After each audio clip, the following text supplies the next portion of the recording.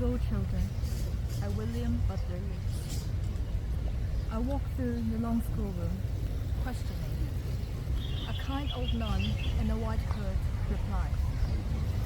The children learn to shiver and to sing, to study reading books and history, to cut and saw the meat and everything.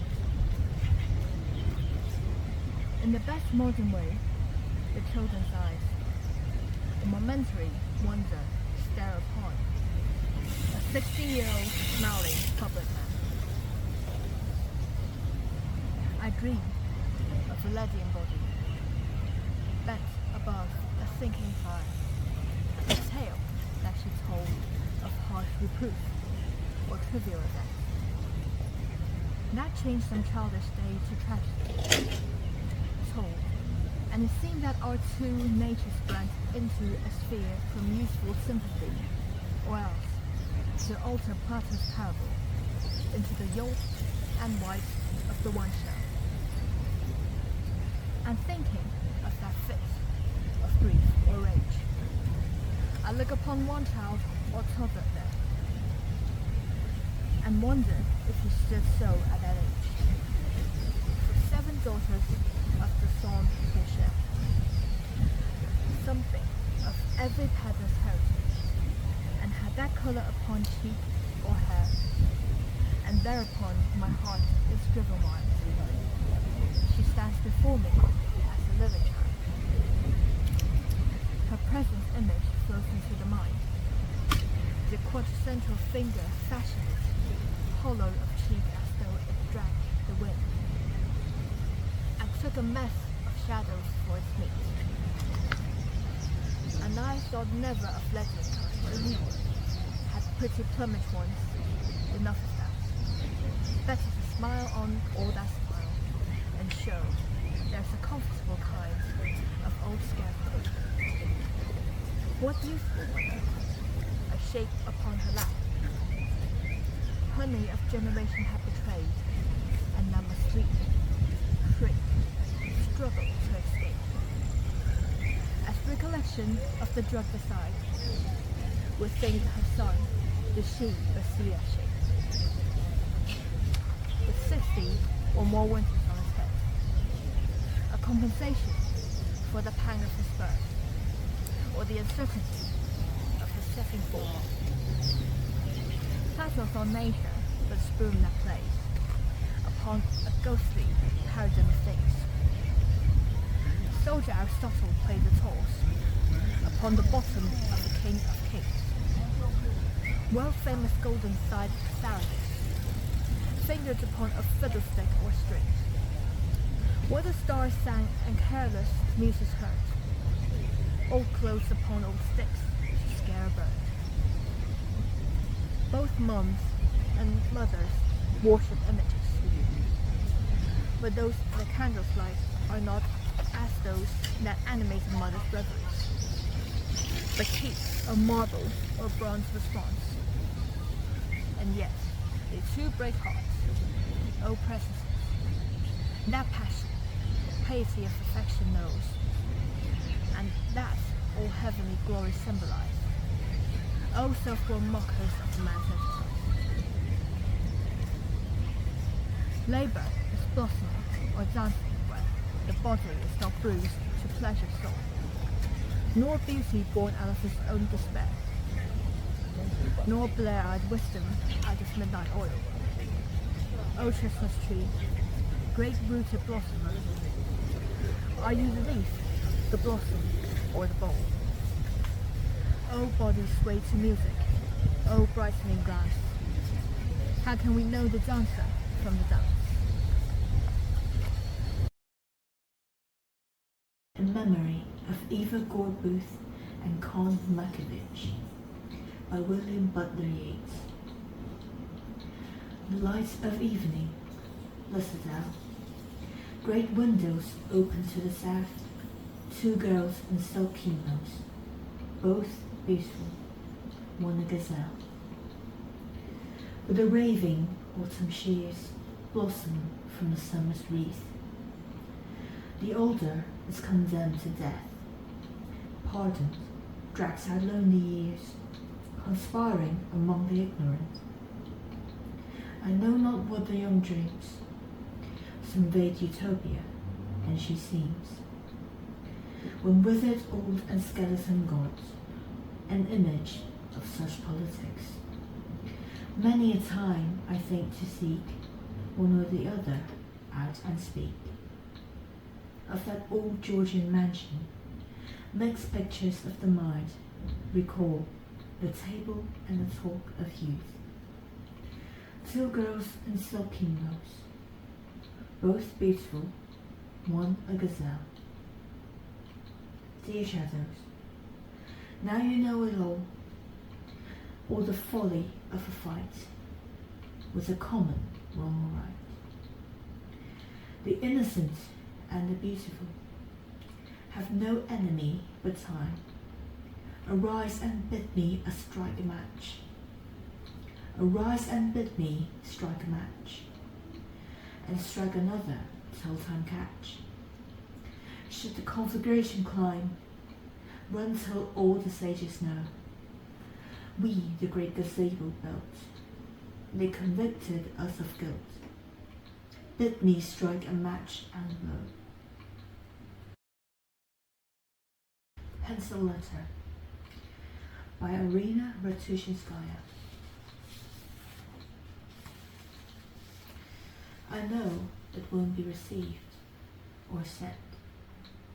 The page will be in shreds as soon as I have scribbled it. Later, sometime, you've grown used to it, reading between the lines that never reach you, understanding everything on a tiny sheet. Not making haste, I find room for the night. What's the hurry when the hour has passed? It's all part of the same time, the same unknown term. The word stirs under my hand like a starling, a rustle, a movement of eyelashes. Everything's fine, but don't come into my dream yet. In a little while, I will tie my sadness into a knot. Throw my head back, and on my lips there'll be a seal, a smile, my prince, although from afar. Can you feel the warmth on my hand, passing through your hair, over your hollow cheek? December winds have blown on your face. How thin you are. Stay in my dream. Open the window. The pillow is hot. Footsteps at the door, and the bell tolling in the tower. 2, 3. Remember, you and I never said goodbye. It doesn't matter. 4 o'clock. That's it. How heavily it tolls.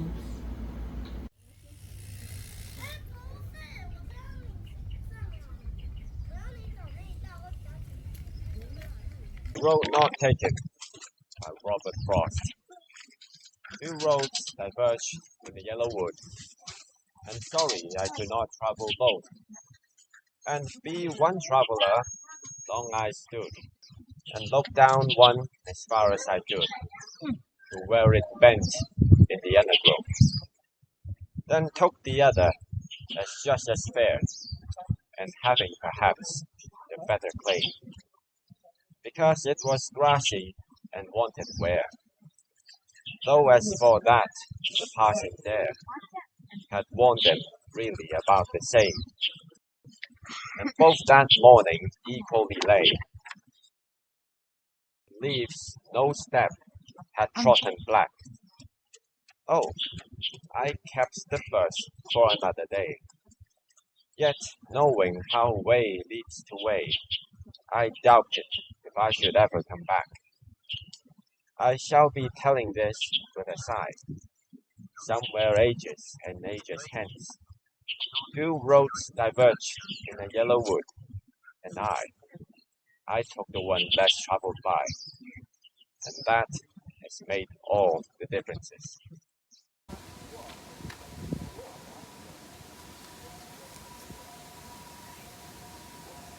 She Walks in Beauty by George Gordon.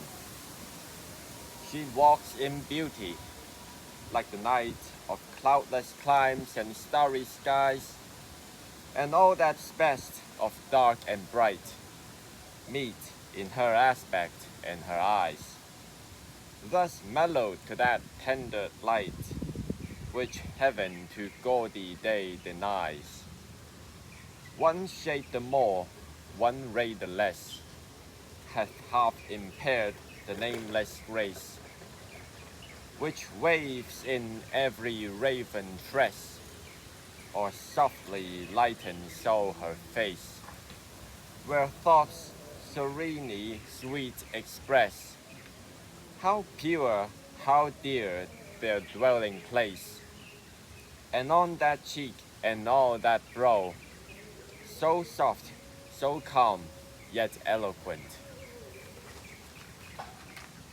The smiles that win, the tints that glow, but tell of days in goodness spent, a mind at peace with all below, a heart whose love is innocent.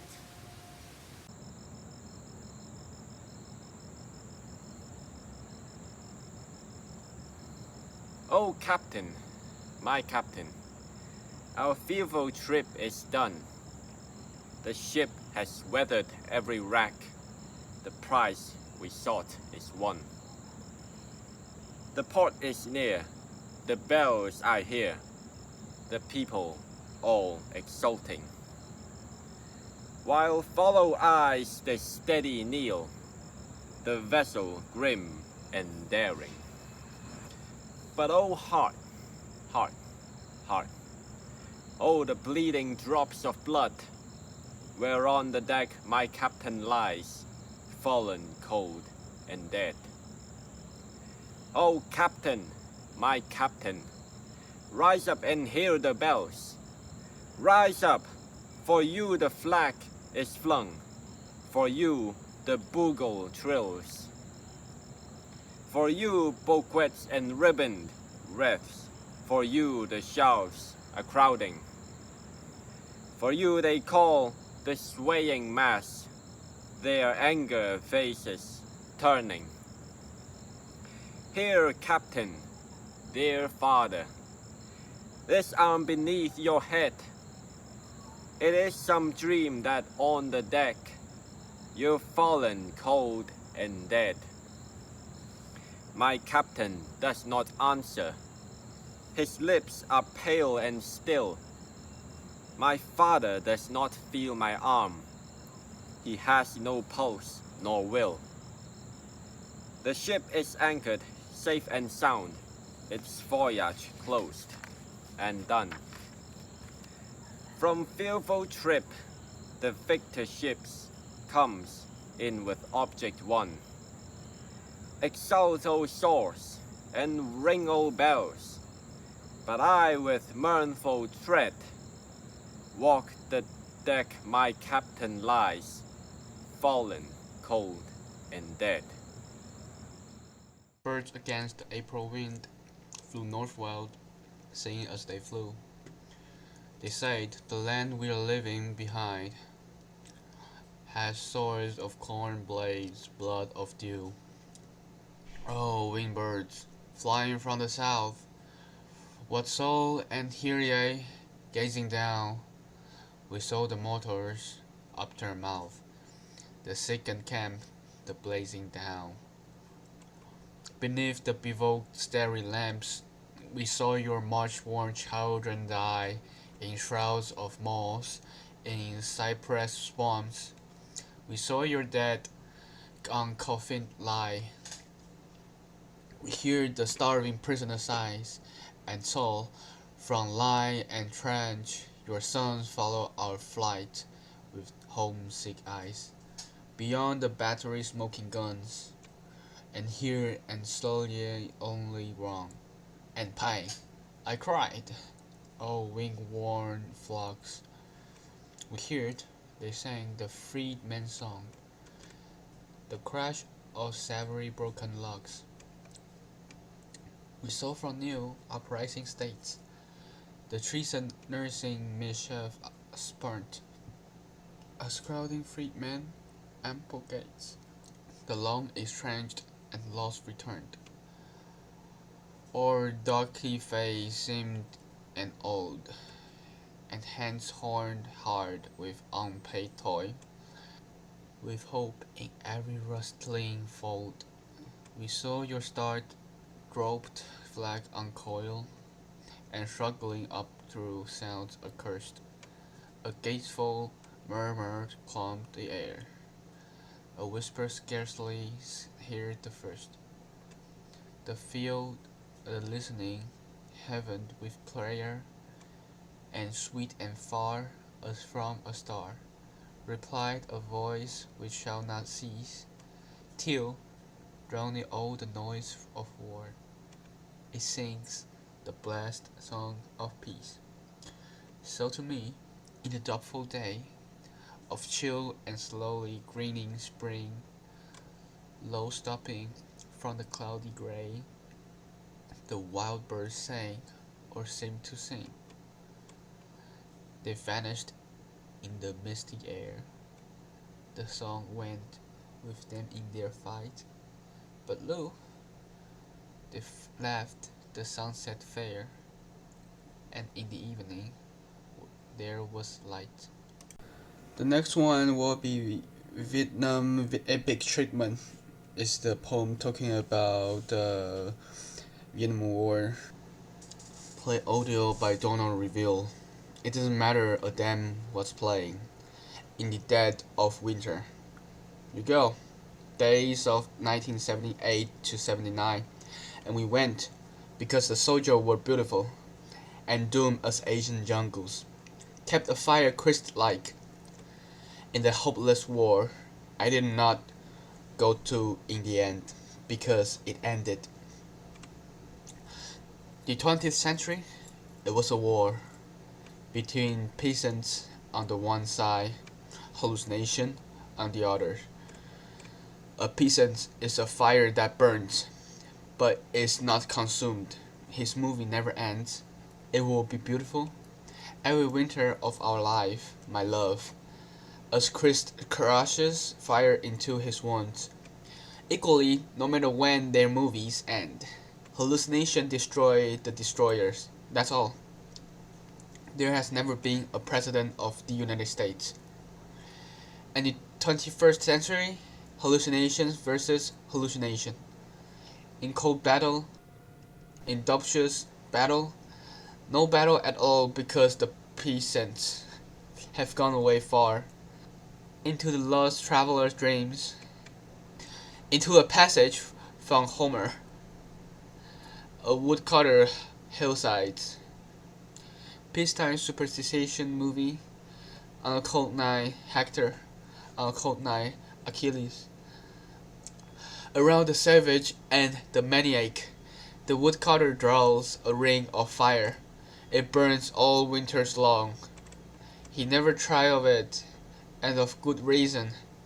Every phase of the flames is doomed and beautiful. Every spark that shoots out into the freezing air is God's truth, given us all over again in the bitter weather of man's hallucination. There has never been a president of the United States.